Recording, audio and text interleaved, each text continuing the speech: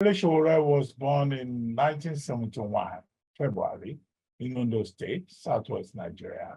He studied geography and planning, regional planning at the University of Lagos from 1989 to 1995. He spent 2 extra years in the university because of political reasons and his student activism. He was the president of the University of Lagos Student Union government between 1992 and 1994, where he actively campaigned against cultism and corruption. He holds a master's degree in public administration from the University of Columbia in the United States.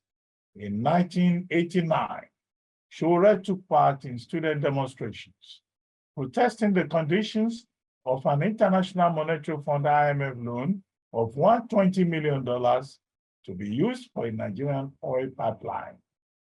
Among the conditions of the IMF loan were that Nigeria should reduce the number of universities in the country from 28 to 5. Sowore led 2,000 students in protest against the Nigerian government in 1992.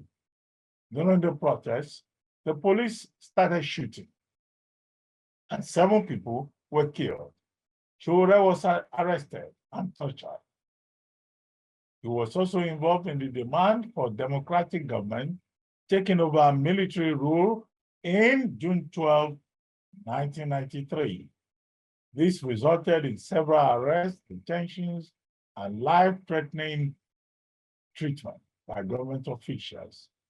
On February 25, 2018, Sowore announced his intention to run for president in the 2019 Nigerian general election. He was also helped by the Ugandan political activist Honorable Abe Moses, a youth MP in eastern Uganda. But subsequently, Sowore, fighting for freedom, human rights in Nigeria, would be detained by the Nigerian authorities and then sent into detention, taken to court. The court will rule that he could not leave Abuja. The court will rule subsequently that he could never leave Nigeria. This was under the Buhari administration. And the travail took 5 years. We're now under the administration of President Bola Ahmed Tinubu. The federal government, through the Federal Ministry of Justice, has entered a nolle prosequi. And so, Federal High Court has said, Sowore has no case to answer, and that is now a free citizen who could enjoy his rights to ingress in and egress out of Nigeria. After 5 years, 2019 to 2024, Sowore last weekend got the opportunity to leave Nigeria to see his wife and children, whom he had been disallowed to see by the Nigerian authorities for complete 5 years. He's our guest now, speaking from the comfort of his home in the United States. And I would like to talk to him about home, diaspora, not exile, diaspora, and the challenges of activism. Thank you very much for joining us on this program, Omoyele Sowore. Thank you very much, Dr. ABATI, for bringing me on your show this Saturday. The first of such since I left Nigeria, precisely last Friday, and arrived in the US Saturday morning. Well, Sowore, you have experienced home. What it Yes. to be in Nigeria. Yes. Yeah, I've experienced the real Nigeria that most people don't know. Specifically in the last 5 years, and then you finally got the opportunity to return to your family as a Nigerian in diaspora. Tell us about your experience between home and diaspora, because I noticed that when you arrived in the United States, there was so much ceremony. The people in your American constituency, they received you very well. Even the government, the people representing your constituency in Congress, everybody was excited over you. This same man that that was a persona non grata in his own country in 5 years. Please tell us about your experience on both sides, home and diaspora. Well, the best way to capture it is departing the airport in Nigeria and arriving in the United States of America the following day. And when I arrived at the airport to depart, the Air Force, the first person we saw was an Air Force officer, as if they were expecting me, because I was accompanied by members of our movement. They jumped out of nowhere and said, hey, stop videotaping the airport. And we had an altercation. He called his boss, the boss showed up, and the guy said, please leave Sowore alone. And then when we passed that stage, we were trying to videotape. Of course, we did take permission to videotape my departure from Nigeria, and we're granted. But when we got to the immigration section, the one immigration guy refused. He said, no, Sowore, you can't videotape this place, even though we were accompanied by an immigrant, a security man from the aviation security sector at the airport. So it was like I was haunted until I got on the plane. But when I arrived in the US, the opposite was the case. Nobody asked me. In fact, my arrival did take 7 minutes altogether. I was very well welcomed. I passed through a global entry because I have a global entry privilege, which was not suspended, even though I've been gone for 5 years. And then I had to go through secondary inspection because my green card status, which is the LPR, legal permanent residency status, had been removed due to my absence from the US. But I had to get a visa known as SB1 visa in Lagos. I got very great assistance in passing through that process that have taken long. The congressman from my district, Congressman Josh Gottheimer, got involved. It was practically on the phone on a daily basis. Again, the flip side to it is that the congressman from my district, which is the large Odo constituency, refused when I was in detention, and Femi Falana, my lawyer, was looking for somebody who was going to be surety. And they said, well, the best person was your congressman. I'm talking about the House of Rep member, Adara Anijo, from our constituency in Ondo State. When he was supposed to sign the documents, he ran away and claimed that he was writing an exam at Ondo State University. So we had to go and look for another person, 2 shorties, to grant me bail. To stand in for me so that I could get bailed. Even though after that was done, the DSS refused for a whole month to release me. And when they did release me, as you are aware, they went inside the courtroom to abduct me. Another senator who was a former student union leader, Bamidele Okoyemi, did set up, as the leader of the Judicial Committee of the Nigerian Senate, did set up an investigation into my abduction from the courtroom. Till today, he did not release the report to the public or talk about it. When I met him one day, I said, where's the report about this DSS atrocity? I said, Sowore, should be your congressman in the US already intervened and you're a free man. You should thank your stars. I'm just giving you 2 sides of the coin. These are people on this side who don't even know who I am. And I'm not a citizen of the US. I only have a green card. But the place from where I'm a citizen, the representatives were not concerned about my well-being. It was Senator Menendez who fought very hard alongside my wife in the US to ensure that I was released. In fact, they had to send a message directly to Buhari that if he did not release me, $300 million that they were supposed to release to Nigeria, that was due to Nigeria from proceeds of corruption that I recovered, would not be released. It was then that Buhari hurriedly released me on December 24, 2019. So these are the comparisons, these are the ironies of the two sides of the coin, where you are a citizen of a country and the country don't care about you. But the country from where you're not a citizen, people care so much about you. Everybody I met upon arrival, the immigration people, some of them even asked to assist me push my cart. Whereas the immigration in my country were very hostile, the security were very hostile. Like you said, to them, I'm a persona non grata. But here, I was treated with respect and honor. The city where I was living made a proclamation about me and read it openly, which you must have watched, praising myself, my family, as special citizens in that town or hamlet, as we love to call it, of 3,000 people in New Jersey, Hall of New Jersey.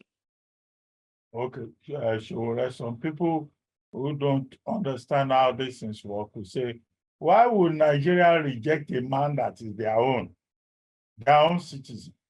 And then America will be celebrating him. Congress will be looking into his matter.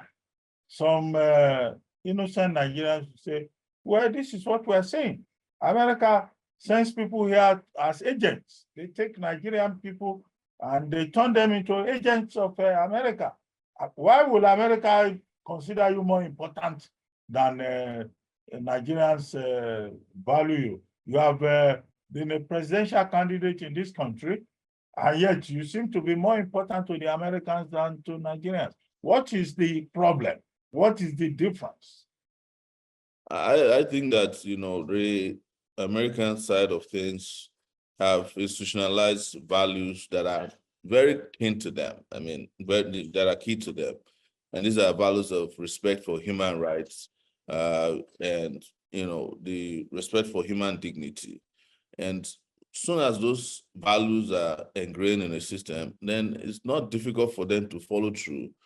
When they believe that somebody has been unjustly treated, they have always come to the aid of people that they believe are unjustly treated. You could argue that they also unjustly treat people that they don't like, and against whom they have particular issues when their interests are affected. But what I'm saying here is that, do you ask yourself, and everybody that's watching here, who has done right in Nigeria that is treated right? None. So was Gani Fawemi treated nice when he was alive? No, he wasn't. He was hunted to his death. In fact, it is believed that it was when he was jailed by Babangida and put in Gaswa that some kind of chemical was pumped into his system that gave him cancer that eventually snuffed his life out. And it is an irony that somebody who doesn't smoke died of lung cancer. Was Fela Anikulapo treated right in his country?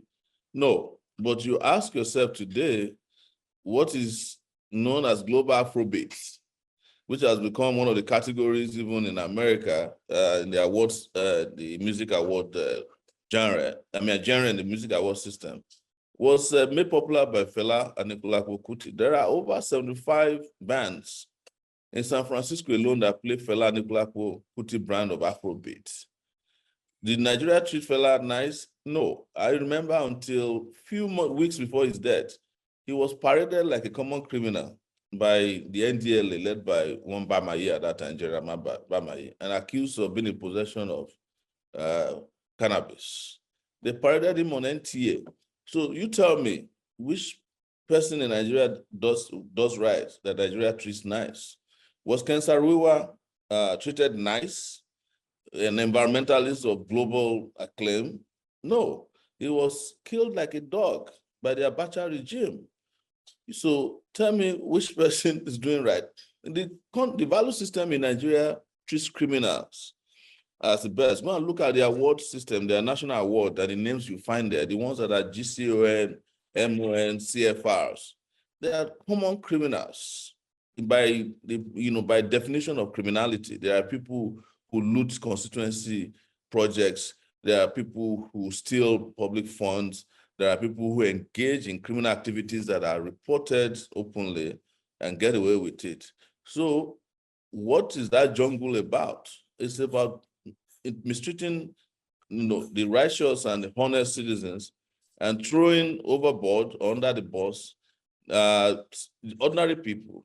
And then when other countries find these citizens useful, you start subtly accusing them of being agents of America. Of course, we're not. Tell me, what Ngigi Watiogo is doing in America, one of the best writers, who's from Kenya. Because well, Ngugi Wationgo has kidney issues. No, it's not about kidney issues. It's before his kidney issues came up. Ngugi's wife was raped in Kenya when he relocated back to Kenya. You didn't know about that? And it is linked to the government of Kenya.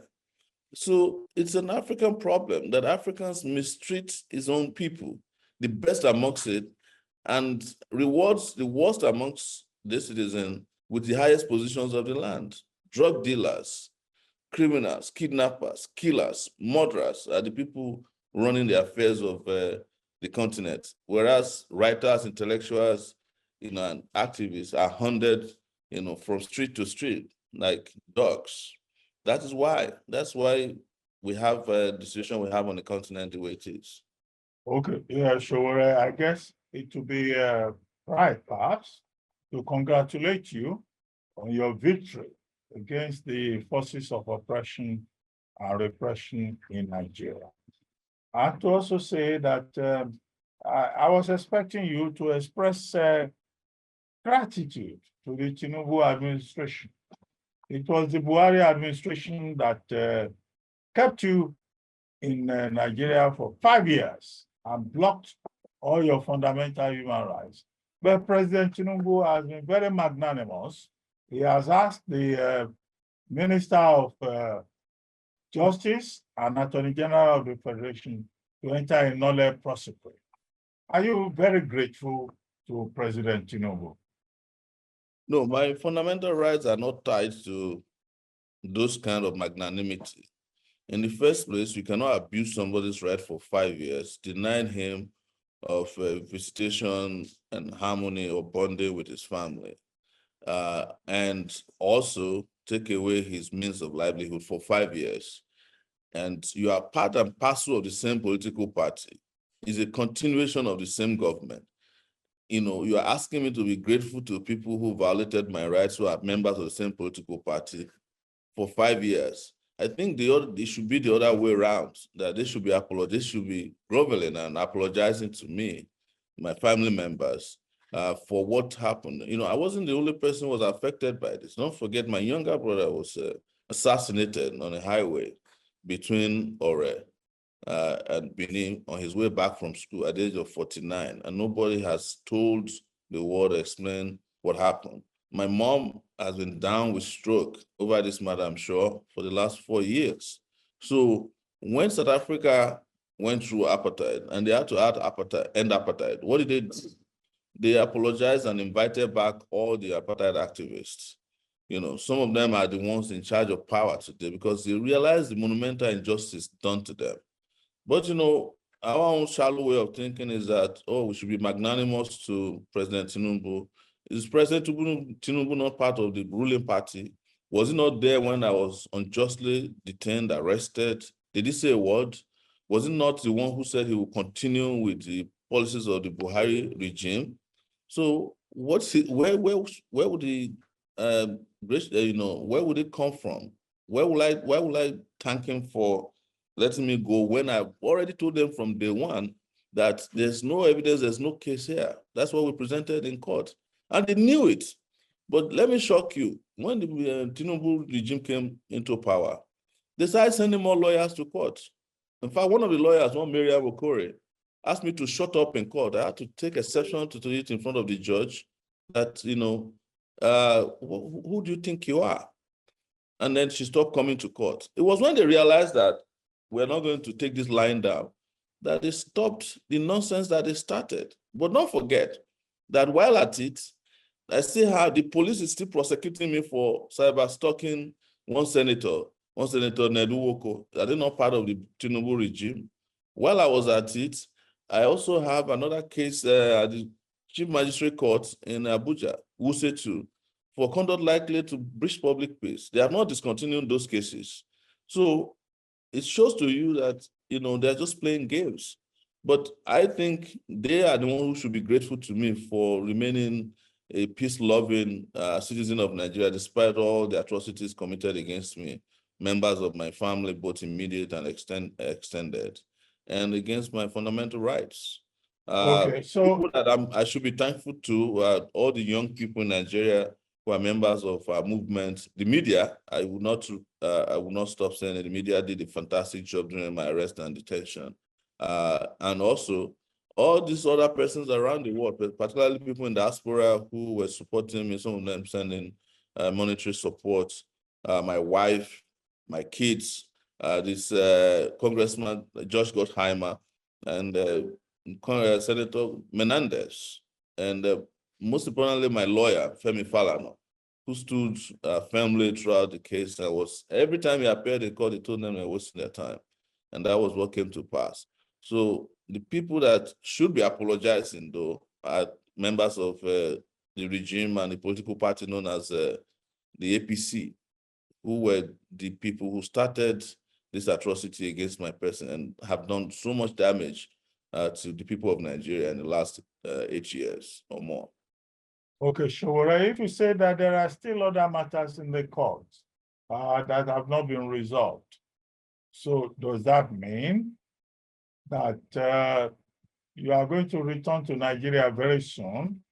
Otherwise, they will brand you a fugitive from the law. Are you going to return soon, and how soon, to come and resolve those other cases that are still pending? The best way to describe it is that I have been perpetually at war with the forces of darkness in that country since my university days, as you read in my profile where we started the show. By the time I was living in the University of Lagos, I had issues with the authorities, I had issues with the police. By the time I went to NYC, I had issue with the NYC. It would interest you that until today, I was never given my NYC certificate after finishing my NYC in Yola, Adamawa State. They seized it and detained me on the day of POP, personal parade. As I'm speaking with you, I don't have an NYC discharge certificate. The University of Lagos did not release my certificate to me or my transcript until I arrived the US. Now they wrote on my transcript that I graduated in 1993, even though I was not allowed to leave the University of Lagos in 1995. So I will be back. It's my country. I'm not going to run away from Nigeria because of a bunch of criminals who have seized the leadership of the place. I will come and clear my name, but beyond clearing my name, I will be part and parcel of the development that will liberate Nigeria. That is a lifelong commitment. So I could be back anytime, but I'll be back and I will appear. I know their plan is to declare me wanted, and say I'm a fugitive from law, and probably go out to the Interpol and put a red notice on my name so that my travel out of the US will be very limited. But it will be shamed because I'm not a coward. I'm not the kind of person that's why I stayed back in Nigeria for 5 years.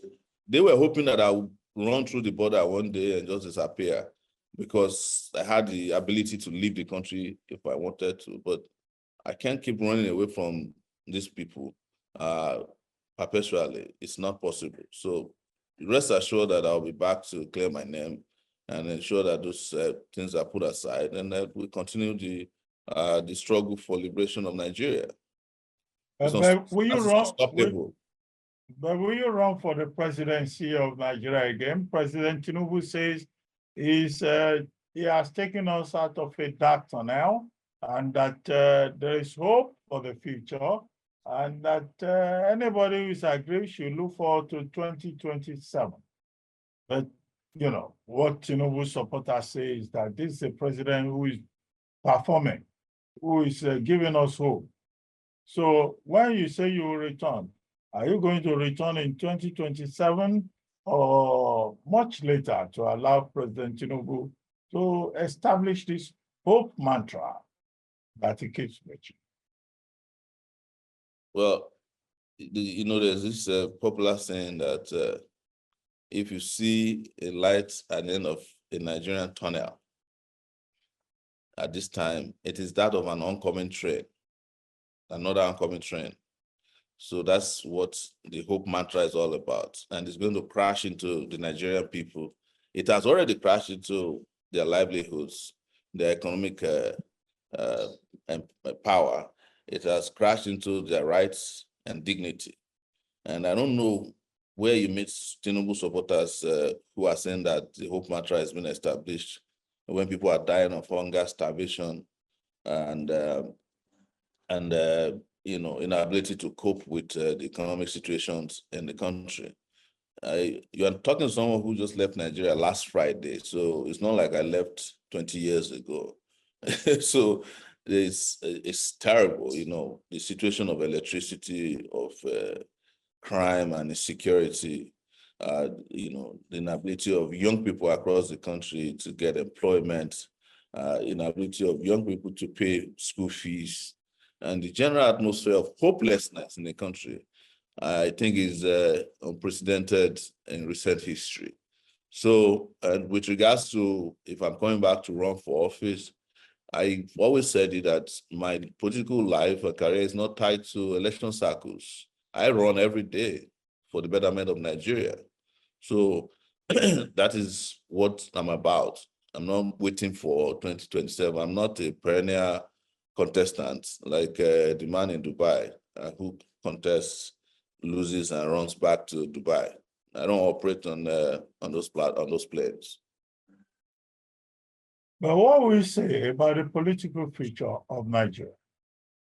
Well, I think the political future of Nigeria is tied to Nigerians themselves discovering the need to act very fast because the threat to the citizenry is at this point very existential. The existence of the people or the citizens of the country called Nigeria is dire right now. So it is up to them to act collectively and act very, very soon. That's what I will advise them. We've been saying this when I came back in 2019. A lot of people were poking fun at me. A lot of people even said that they don't understand what I was preaching. But everything that I spoke about, everything that I fought for, have come to be, and I've been vindicated on all fronts. I've been vindicated, including this last vindication in which I told even the judge who was trying, before I was arrested, I told them that, this was an exercise in futility, coming after me and trying to prosecute me, because you can't prosecute and win the revolution. It's not possible in history. It has never happened. And I strongly still believe that the country is in need of badly, even now in need of a revolution. Well, I don't know if I've asked the serious questions. I'm sure when we open up the lines, people who have been listening to us across the world would ask you some of those questions. But let me ask you something personal. Yes. You were away from Madame for 5 years. Yes. You were away from the children for 5 years. And then all of a sudden, last weekend, you showed up. You have spent 1 week now in your own home with your wife, with your children. Can you share with us what it has been like? And will Madam allow you to go away again to return to Nigeria? I mean, what has been going on? Just take us from the living room to the other room, to the compound, to everywhere. Because you look more relaxed since you returned to the US. Please tell us the secrets. I think I've always taken life easy, and I'm always relaxed and calm about situations. That's why I've lived this long, I imagine. But when it comes to the home front, I think on a serious note, what I find very interesting at first is that there was this atmosphere of suspicion between me and the family. I see the kids looking at me several times, like, is this our dad? And then me, who left my kids, one of them at the age of 9, who is now 14, big boy. That's you, yes. He's the one in the background. And my daughter, who was way younger, 12, and now she's 17 years old. We had those moments of glancing at each other, and my wife did declare that she would burn my passport when I arrived, and so I can't really locate my passport right now. It's with her. But I told her that my passport is digital, so you can burn the physical one, but you can't burn the digital one. And the digital passport is ingrained in my will to partake in making Nigeria a better place. But it's been an amazing time, just catching up on things. And we are actually now traveling together. It's part of the bonding process. With my wife, I think she demanded and got a new honeymoon. So we are on honeymoon again. That's how much I can disclose to you. But this time around, the kids are also present. They are part of it. But it's been an interesting journey. What is interesting, which is something you alluded to, was that I didn't know the activist part of my wife until this thing happened. She used to not want to talk to me about politics. She is very, very anti-politics. But by the time I was arrested and kept in Nigeria, she took over from me and became my alter ego when it came to politics. She started to talk like me. And people have said that we also look alike now. Well, I like the part about the second honeymoon, but I will not be funny by asking for the details. The details will be revealed in a publication in the future. Anyway, I congratulate Madam. I think it's Madam that we should properly congratulate. She deserves all that. Yeah, on this program, we take a break after a while discussing with our guests. But there is one gentleman who is already saying, Mr. Sowore, if Tinubu were to offer you a ministerial position, will you accept it at least to solve a major problem in the interest of Nigeria? Let's read that before we take this break and we'll come back to you. Will you take a ministerial position from President Tinubu, just in case he says, look, politics is over.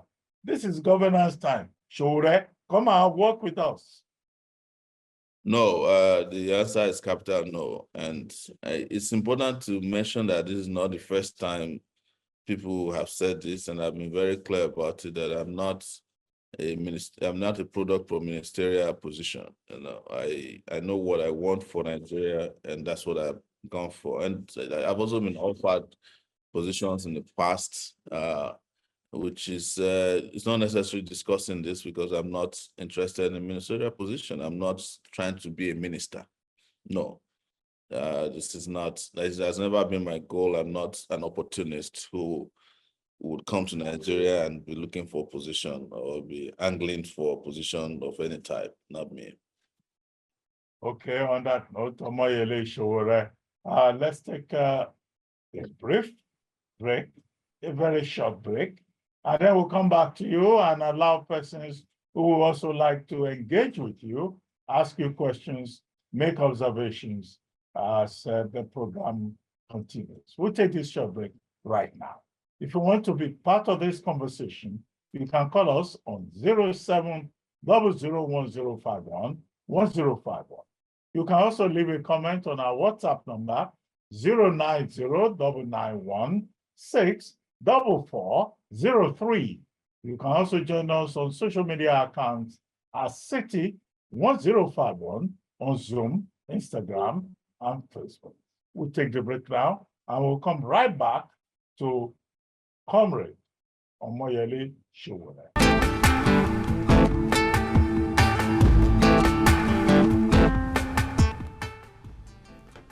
Welcome back from that commercial break. And for those of you who are just tuning in, welcome to City Talks with REUBEN ABATI on your #1 lifestyle station, City 1051. And I remain your host, REUBEN ABATI, and today we've been discussing the topic home, diaspora, and the challenges of activism. And our guest is Nigerian human rights activist Omoyele Sowore.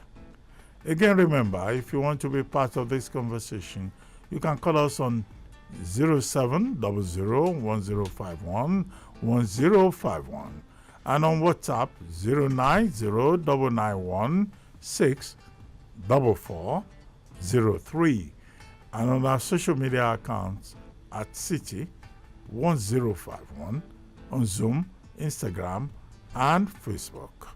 Well, thank you very much, Omoyele Sowore, for staying with us. Now we go to the segment where, people call in, people make comments, and then we have you engage with the people. Who is the first caller on the line? Please keep it brief. Your name, your location. Hello? Hello? Hello? Hello? Hello? Yeah, Dr. Ruben Abati. The benefit of other callers, when you call, just tune down reduce the volume of your radio so that we can hear you clearly here in the studio. Otherwise, the purpose of the call is defeated. Now, from Uche Emmanuel, Sowore, this is Uche Emmanuel. He's saying, okay, I'm trying to read his message via Zoom. He says, how do you intend to liberate Nigerians from this political cruelty? I do not understand your strategy. Is it through political campaigns and winning elections? What else does it say there? Is it through political campaigns or winning elections? Well, that's basically his question. And that, how do you intend to wrestle power out of the hands of those who are ruining Nigeria? That's basically the question. Well, we have another caller on the line. Can we have that caller while we have Mr. Sowore respond? Good afternoon. Good afternoon. Please go ahead. Yes, please go ahead. The question about Sowore is all of Nigeria can be against him. One, he said according to him, when he was graduating from me last, he was there because he did not have it, doesn't have a certificate. When he was in the service, he was also considered and not doing certificate. So it can the whole of the world be against him in Nigeria, so that's not. Okay, I'm sure that Sowore had you, but I have so many people who have their hands up via Zoom. Let's take Dr. Boniface Chizia, and then we'll go back to Sowore before we take Ojo Dolire, Abraham Taiwo, and Brutus Shegun, and Valentine. But first, let's take Dr. Boniface Chizia. Dr. Chizia? Yes.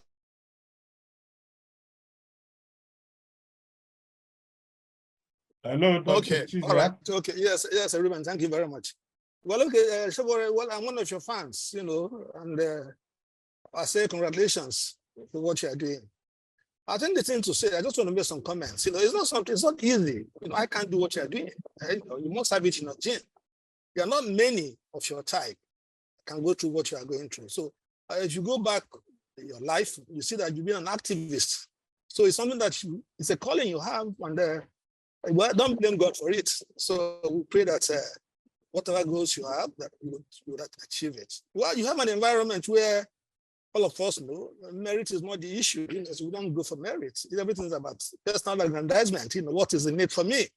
And in such environment, they don't want anybody that will be calling them to order, calling them to, to account and so on and so forth. It's exactly what you are trying to do.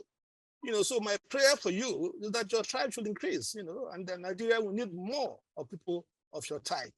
We pray that good Lord will keep you for us. Thank you.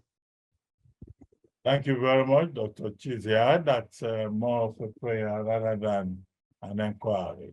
Now we have next Ojo Dolire, who also has his hand up on Zoom. Mr. Dolire, thank you for joining. Good afternoon, Dr. Abati. Good afternoon. Good afternoon or good morning, Comrade Sowore Omoyele. Congratulations on your freedom, regardless of how it is. A freedom is a freedom. And many thanks to our dearest auntie and the kids for the reception. It's quite warm and the relaxed atmosphere is all over your face. A quick one. You have the opinion that technology can save us, probably save us or mitigate the level of corruption that's quite endemic in this country. Do you still believe in that? Considering the fact that the struggle to become the president, to lead and probably institutionalize your concept or implement your concept, it's proving to be difficult. How best do you think we can work around this? Because indeed, technology has shown that we can save a lot for this country, given to the recent achievement that were recorded in the passport processing and collection. I agree with you essentially that technology, digital public infrastructure can save us from corruption. But there is a bottleneck, which is your struggle to become a president who will likely.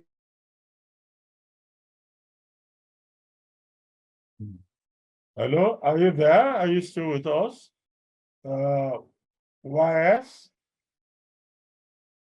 Okay, we seem to have lost connection with Ojodolire. The person who was talking was Ojodolire. But let's come back to you, Omoyele Sowore, to respond to some of the issues that have been raised by Prince YS, by Ojodolire, by Dr. Boniface Chizia, and also by Dr. Moses, all the persons who have intervened so far. Well, thank you very much again, those of you who have asked questions. The first, I don't remember the name of the first person who was talking about going to the National Assembly or going to an assembly somewhere. These questions or comments come from people who have candidates that they do not like for us to challenge in general elections. So they always come and ask you to go to one obscure place where they know that your services would not make any impact. They come around and say that all the time, but we've demonstrated over the years that what will make a good president is not what they count as their own experience. It is passion, mission, driven people that change society, and you can go and read history and not be beaten about the bush. What is it in Nigeria's presidential history that shows to you that anybody is more qualified than myself or even yourself? None. So what is this whole idea about telling adults like yourself to go to a position where they know they will not have impact, or you yourself know they will not have impact? You would have had the opportunity to have a Sowore president now who would have changed your country, but you keep voting for the derelicts of society. You have nothing to offer, and when they push you in the gullies, you start looking for Sowore to come and drag you out of it. I'm an experienced fighter. Why can't I be an experienced president? I mean, that's even is enough or more than enough for the experience that is needed. But I know the game, is part of a political game to discourage progressive individuals from, coming to office in Nigeria. And when I say political, you can hear from that person that it's probably an APC person. And they already are planning the 2027 election for Tinubu, but they'll be disappointed. I want to thank Dr. Chizia for his prayers. He didn't say much more. But the guy who spoke about technology, I strongly believe that technology will save Nigeria. In fact, whatever is left of Nigeria today, the level of engagement of young people, opposition, in Nigeria is as a result of technology. You know, the little engagement you see on social media has empowered a lot of people. In fact, the technology I even talked about in the electricity sector, the technology I talked about in the electricity sector has come to hold. You know, we're talking about retail, electricity, where you can grow electricity on your own and sell to the national grid. They're already doing it in some parts of Nigeria.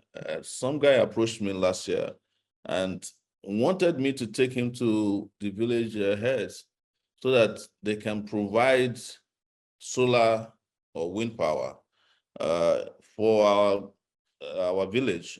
And when that is done, the villagers will be paying a token, and also they'll have a contract that will last for about 20 years. That's already taken hold, but that's not the way I would have addressed it. On the other hand, if you look at the decentralization of the financial systems globally, you will know that very soon what might save even our country is technology, because it's a matter of time before the central banks of this world become irrelevant in the scheme of the global financial system. And that will empower individuals to have access to more resources. It will help to redistribute wealth. In the area of corruption, the use of technology is the future of contracting, is the future of transparent transactions, and digital currencies that are coming are also going to save how we track money and how to stop corruption. Because part of the reason why you see that corruption is endemic in Nigeria today is because people still do not use the documentations in a way that allows for transparency. If you go to, I still went to university in 2023, and to issue a receipt, they still brought pen and paper to be issued. If you go to the the court system, even federal in Nigeria, they still issue, the judges will still be writing while they are sitting on the bench positions, and then there has to be typed. So what is the position of stenographer? I'm just giving a general answer, but if we deploy technology aggressively, I guarantee you that we'll pull the rug from underneath these old hags who are living in the past. I'm talking about a digital future that would disempower the analog generation that has been holding our country to ransom.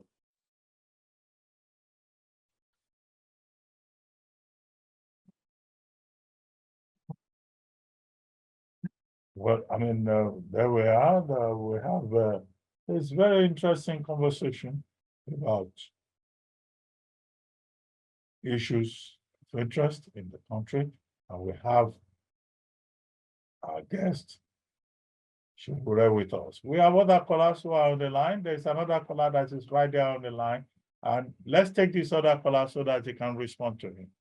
Hello, please keep it short so that we can get the best out of the opportunity we have to engage with our guests. Hello?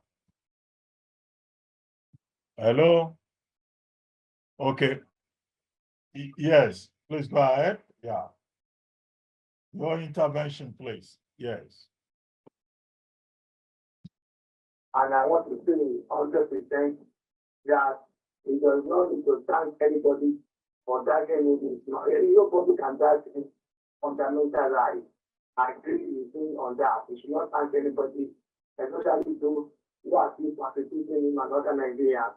The question I want to ask is this: it is getting power season in Nigeria. People are dying hunger everywhere. Elderly people cannot access their jobs. So a lot of education in Nigeria now. If he was the president, what could he have done to alleviate the power situation? And is he even happy with the position we have on the ground? Thank you. What will he have done to address the even power situation? Okay. Well, I'm sure you read Sowore's manifesto during the presidential campaigns. But this is a statement from Adegboyega Adedeji. He says, I hope Dr. REUBEN ABATI isn't trying to suggest that Mr. Omoyele Sowore is an American agent. When he asked why is the American government is in so much love with Sowore and his own people aren't. The truth is, no patriotic Nigerian, dead or alive, is celebrated or respected. So Sowore is right in his response. I just want to congratulate my dear brother on his victory against all odds. Not because I'm an Ilaje man from the Ogufeyimi clan, but because I voted for him and I align myself with his ideology. I think he's truly the man we need to restore Nigeria back to glory. Congratulations again, my brother, for reuniting with your family. That's Adegboyega Adedeji, a fellow Ilaje man like Sowore. Well, so many people trying to say something. Can we hear from Abraham Taiwo? Abraham Taiwo still has his hands up. Abraham Taiwo, via Zoom. Abraham Taiwo. I'm with you, yeah. Okay, please. Good afternoon, sir. Good afternoon. Good afternoon, sir. Good afternoon. Well, congratulations, Mr. Sowore. In fact, I'm one of your fans, and I'm really delighted to see you getting more refreshed. Well, I want to go the other way. You know, I have been following your moves, your political moves, and your socio-political, position and stance. But I discovered lately that the activists, the people that are involved in your work that you do, they have a problem, and one of the problems is fund. Even your political position and your political struggle, have been somehow, go down because of lack of funding. And I've looked so far that what other way can we provide solutions to this area where funding has been the problem, because you have a good intention for Nigeria. Even the Nigerians are even better off what you do, but the problem is that there's no funding to assist even the journalistic environment. They want to add value to your time to look at how we can you hear me, sir? Hello, Mr. Yes, Abati, please go ahead. Please go ahead. I'm sure our guest is so I want to direct this to Sowore to look inward and to also look outward. How you can collaborate with youth like me and other youth to bring up viable projects.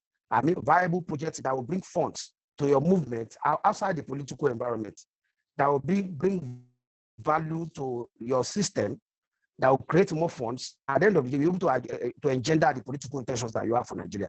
Otherwise, you continue to struggle. Don't forget that these people that are putting Nigeria on hold or putting Nigeria in that state of confusion, they have more money. They have looted so much for 20, 30 years. Are you there, sir? Yes, I'm here. So I'm sure he's listening to it. So they have looted so much. They have looted and they continue to loot. And looting has been their kind of emblem. So if we can get out of this trap, it's only by coming together, bringing well-meaning youths, that have viability in project ideas, and not just project ideas, projects that can be monetized, that can bring funds, in a kind of genuine way. So we can come together. So we have to stop these protests for now. Let's stop protests. Let's stop them bringing you down. Just like Yoruba used to say this word. Let me permit me to use this word in Yoruba. They say, are you there with me, sir? So when you are being hit today, hit tomorrow, thank God you made reference to Ghanaian Army. Look at what he did to Ghanaian Army. The Ghanaian Army had similar intentions, just as you are, but it was short-lived. So my contribution is this. Please, I want you to look inward and look outward. I have projects ideas that we can bring you together and make funds to fund your projects and other projects that can drive Nigeria to better states. So that's exactly what I want to say. Please, Sowore, please, I want you to look into that. Okay. Well, I must make a special appeal now. I have like 14 persons who have sent in messages via Zoom. WhatsApp is overloaded. The dashboard is blinking non-stop. But this program has to stop at some point. So I have to appeal to all of you and to apologize ahead. That if you are unable to make your point, maybe, when this program is loaded on YouTube, you can go there and, make your contribution. There's a limit to what we can take, so I'm a bit overwhelmed. But let me take Dr. Comrade Abati, Igbine. Dr. Abati, Yes. Dr. Abati, I wanted to just respond quickly to him. Okay. Yes. And it is that I agree completely that we need new sources of funding, but money is not everything, and we have shown it. I was the first person as a political contestant who did crowdfunding in 2019 before others jumped on it, and they realized that the public can actually fund, political change. But he spoke in Yoruba that I also want to respond to him in Yoruba that tí agbada ò bá gbóná, àgbàdo ò lè ta. So if you want to, what the Yoruba says is that if you want to make popcorn out of corn, you must heat up your pot. That is my best way of describing it. So that's where we are. Agbada láti gbóná, kágbàdo tó lè ta. Thank you. We can take the next question. Okay, well, so many here. I don't know what I can do now. But this is Comrade Igbine. He says, big patriotic salute to my compatriot brother, Comrade Omoyele Sowore, for your commitment to restoring good governance, accountability, and let me see. Okay, I'm trying to read. Okay, accountability and governance and human rights in our beloved country, Nigeria. I'm indeed grateful to God Almighty for giving you the spirit of love for our country and your safe return to your beloved family. I'm Comrade Engineer Igbine Odafe Emmanuel from Warri, Delta State. Okay, Comrade Igbine is just greeting you as a fellow comrade there. This is Vincent. Mr. Sowore, is it true that the thing around your neck is a strong juju that protects you from harm? I, for one, wonder the source of your fearlessness. Even in the face of ruthless security personnel, what really powers your unwinning resolve? So that's Vincent asking, where is that thing around your neck? I'm trying to check here. Yeah, there's something around your neck, truly. I can see it at this end. Is it a powerful juju that is responsible for your resolve? If we could just respond to Igbine and Vincent quickly as we begin to round up. Well, let me thank Igbine. He's also been doing his own part. It's very interesting that we have a lot of people around the country who feel the same way we feel about this country. I think our problem is that we haven't been able to create a platform where all the like-minded people can join hands together and save the country.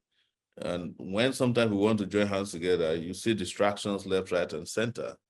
And sometimes people stray in the wrong direction. And then by the time we come back to the right direction, the elements who are running the country would have taken over that direction and turned into a wrong direction again. With regards to the man who was asking if the thing around my neck is strong juju, well, when I read Chimamanda's book, a collection of short stories called The Thing Around Your Neck, maybe you will understand. No, actually, I'm just joking. You see, part of the issue we have with how we see ourselves is that we are not original, and we don't think original. So we question things that are natural to us, and we embrace things that are unnatural to us. If I was wearing a cross, somebody will not ask me, what is that thing around your neck? Because they already assume that the cross protects you. So why can't the cowrie shell, which is our own, be around my neck? And whichever way I interpret it is how I interpret it. Somebody once accused me of taking Babalawo to court as well.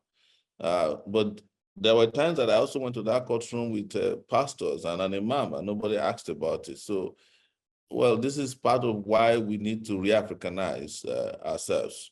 And before you go, Dr. Abati, I would take permission to allow you to call just one of our friends, our brother, and very serious co-activist, Baba Aye, who is number 3 on your, I'm not asking him to jump the queue, but he's been part of my life since 1992 when I started to contest for the Student Union presidency at the University of Lagos. His name is Baba Aye.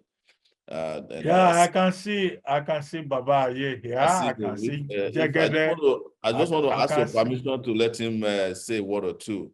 Okay, I can see Taiwo Tosin and 17 other people who are sending messages. Over 100 people, trying to say something. People calling in and back and forth. Okay, let's have Baba Aye, please, as we begin to round up. Baba Aye, welcome to thank you very much. Thank you very much. And I'll be brief, taking note of the time. First and foremost, let me salute the consistency and tenacity of Sowore for well over 3 decades now. And coming to where we are now and the issues around the discourse, let me make bold to say that Sowore has written his name in history. Today, when we talk of the Zikist National Vanguard, we talk of a number of other, when you look at the periods they spent, I mean, the Zikist National Vanguard was really it for barely 4 years in our history.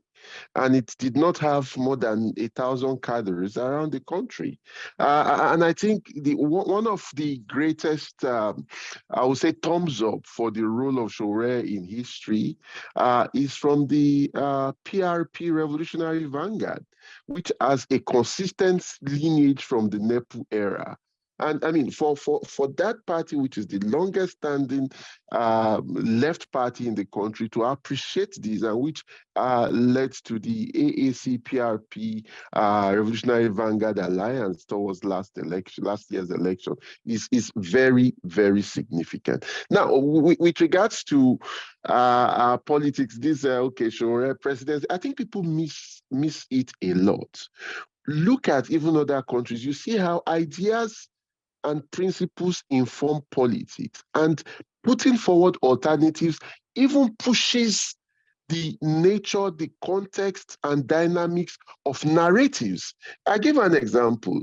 Bernie Sanders' contest against Hillary Clinton, enabled some, even if pushing the needle, leftward push in what Hillary eventually took on board. And you see this even with right-wing politics in France, in Spain, where you see the right wing doesn't even come to power, but then it helps to shape dimensions of what the mainstream parties take. But we're not just about shifting and changing, it's about change. It's about an idea whose time has come, and that is the need for the revolutionary transformation of the country. And I'll sum up with a question, so to speak. I think the People's Manifesto, which Sowore ran with his platform for the last election, I think it's something that speaks with its pillars, if a number of what was pushed there, even like the technology show is talking about now, but also the issue of the minimum wage. When Sowore, even way back in 2019, called for a living wage as a minimum wage, it seemed utopian to people. Now you have even NLC saying what makes what Sowore had put forward earlier sound so much of pittance, because he hit the nail on the head. So for me, the question is this, how do we, because manifestos shouldn't, as the establishment parties reduce it to, be just for the elections. How do we popularize the content of these? How do we push these ideas forward in radicalizing, both the social psychology and the broad popular politics in the country towards moving forward to a revolutionary transformation of Nigeria, for which the AAC, the TIB, and its Revolution Now movement represent a critical mass in praxis. Thank you. Well, thank you very much, Baba. Yeah, as I now invite Omoyele Sowore, and I apologize to all the persons. I still see so many hands up on the laptop. I see so many messages out there. I see many people trying to put in a word, but what has a beginning must have an end. And I would like to just invite Omoyele Sowore to just give us, if you like, some remarks by way of closing this conversation.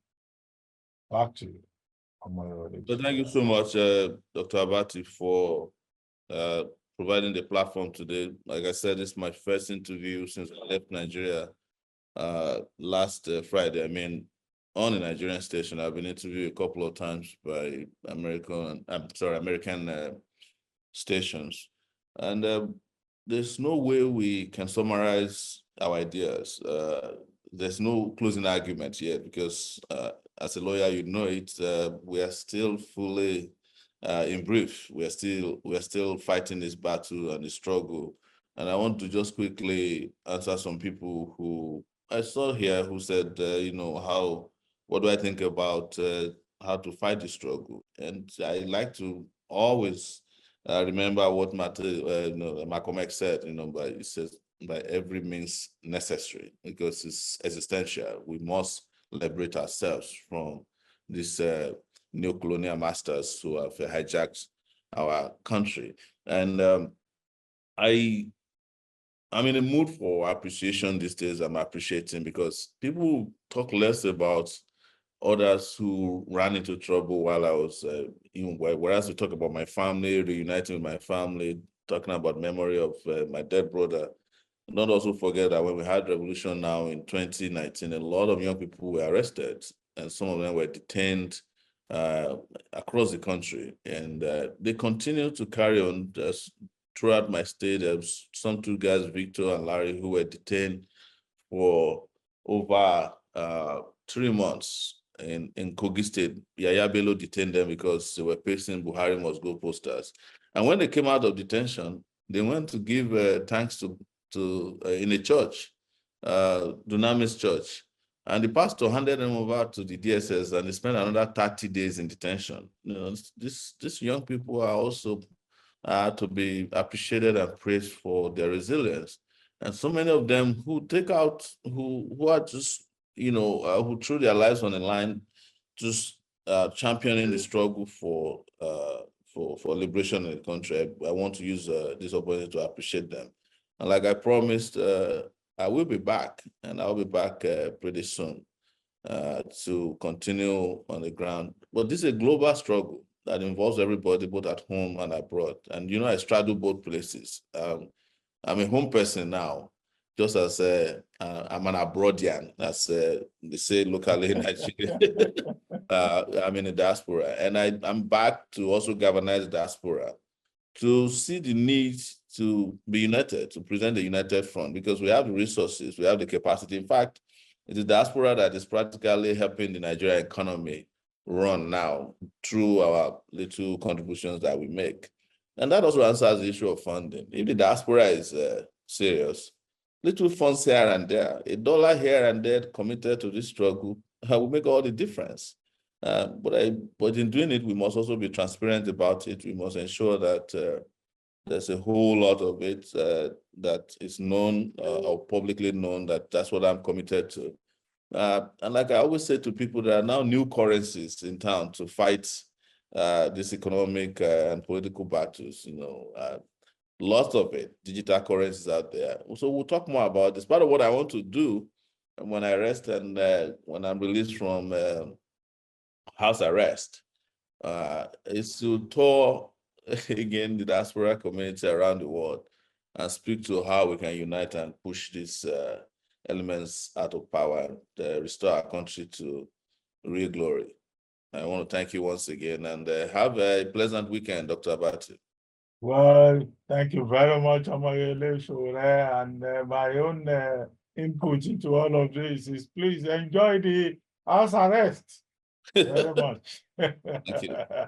Thank you very much for taking time out to join us on City Talks with REUBEN Abati today. And thank you also all those who called in and those who reach out to us on Zoom and Facebook. Remember, the conversation does not end here. You can reach out to me on my social media account, and that is at ABATI1990 on Instagram and other platforms. And also, you can reach out to us at City1051 on all social media platforms. For those of you who tuned in late, there's no need to worry. You can visit our YouTube page, City1051, to watch the entire show. And don't forget to hit the subscribe button and leave comments when you do so. And don't forget also to tune in next week at 12 for another exciting edition of City Talks. My name is Reuben Abati. The show was produced by Charles Flames, Oluwaseun Adetitun, Ayodamola Oludara, Oluwatobiloba Samson, and Abiodun Oduntun. The executive producer is Adedoja Allen. Have a great weekend. Thank you very much for joining us. Bye for now.